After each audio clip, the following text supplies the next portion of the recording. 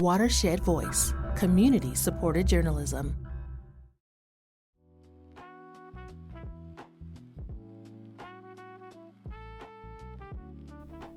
Welcome to Good Grief.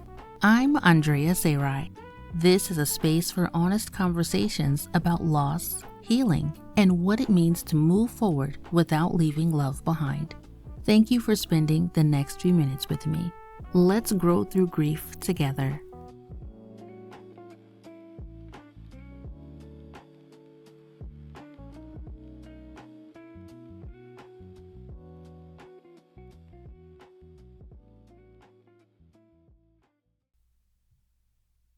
Awareness. The state of knowing that something exists. I've been sitting with that word lately. Awareness. Because apparently August 30th is National Grief Awareness Day. Did you know that? Because I didn't. I've been living life completely oblivious to its existence. And now, I host a podcast about grief. Good grief. There's something comical about that. But the more I thought about it, the more I realized how appropriate it actually is. Because something doesn't have to be new to our awareness. It can exist. It can be happening all around us. It can even be happening to us. And we can remain completely unaware of what it is until something happens that makes us see it differently. There's a quote we see floating around. Be kind because you never know what someone else is going through. I don't know how many times I've read some version of that sentence, but grief has made me understand it differently. Because grievers are everywhere. We pass them in grocery stores. We sit beside them at work. They pick their children up from school. They make our coffee. They laugh at our jokes. They post pictures on Facebook. They stand behind us in line. They ask us how we're doing. And we have absolutely no idea that they are grieving. Sometimes the person who looks completely put together is using every ounce of strength they have just to remain standing. I know that now. Awareness. National Grief Awareness Day is observed on August 30th and was founded by grief advocate Angie Cartwright, who had experienced devastating losses of her own. She chose August 30th because it was her late mother's birthday, and what she wanted was remarkably simple. She wanted grief brought out of the dark. She wanted us talking about the myths and cliches surrounding grief. She wanted grieving people to receive support instead of being rushed, fixed, or expected to silently move on. And years later, here we are, still trying to do exactly that, because we have a tendency as a society to push uncomfortable things away, out of sight, out of mind. We have a long history of doing this with things and people we don't know how to deal with. There was a time when people living with physical and intellectual disabilities and people experiencing mental illness were routinely segregated from their communities and institutionalized, put somewhere else, somewhere society didn't have to see them, somewhere their existence didn't challenge our comfort. And while the history and harm of institutionalization is its own very serious subject, I think the impulse behind out of sight, out of mind is worth examining. Because we still do versions of it, especially with pain. We don't necessarily know what to do with suffering that we cannot fix. So we try to make it less visible. We tell people to stay strong. We change the subject. We avoid saying the person's name because we're afraid we'll make the griever sad, as if they had somehow forgotten. We offer a familiar phrase because silence makes us uncomfortable. Everything happens for a reason. They're in a better place. At least you had the time you had. God needed another angel. You have to move on. Stay strong.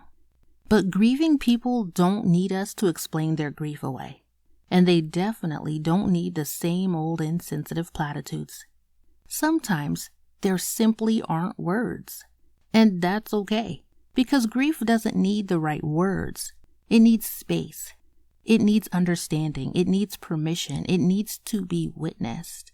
Sometimes the most compassionate thing you can say is, I don't know what to say, but I'm here. That's it. You don't have to fix it.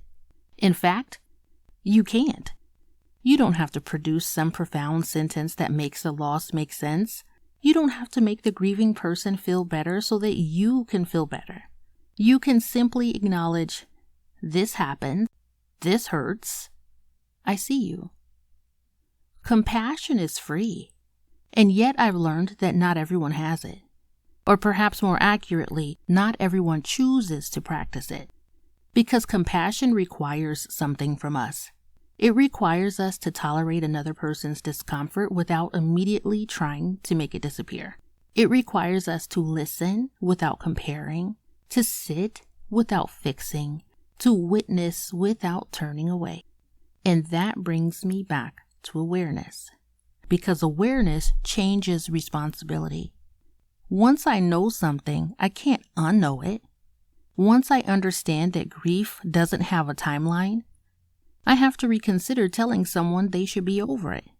Once I understand that grief doesn't always look like crying, I have to reconsider what a grieving person looks like.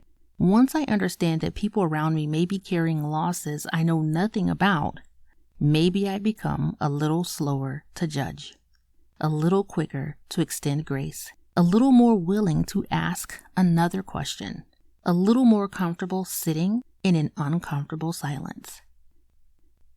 That's what grief awareness is asking those of us who aren't currently in the center of a loss. Not expertise, compassion.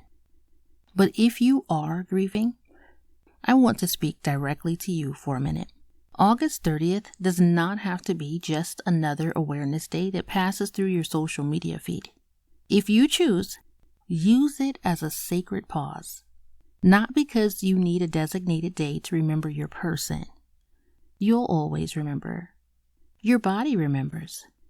Your life remembers. But perhaps you intentionally make room for that remembrance.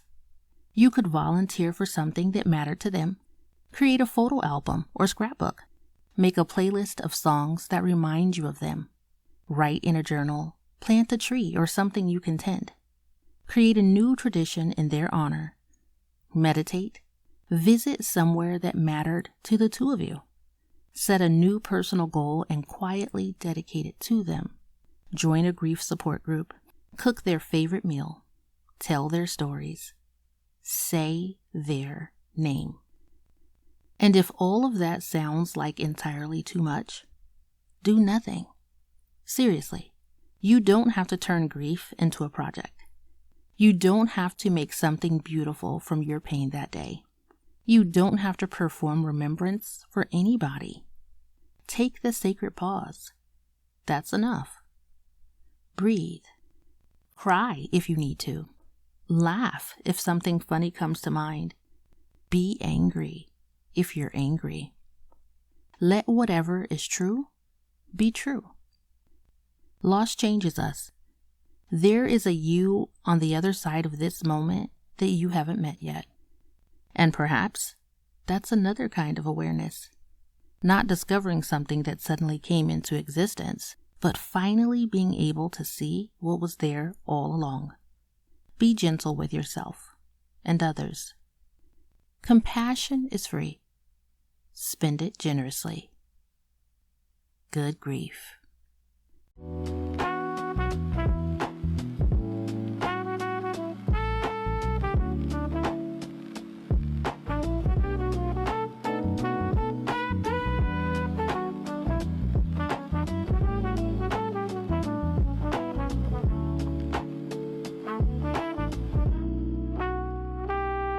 Until we meet again, may you find moments of peace, even in the midst of grief.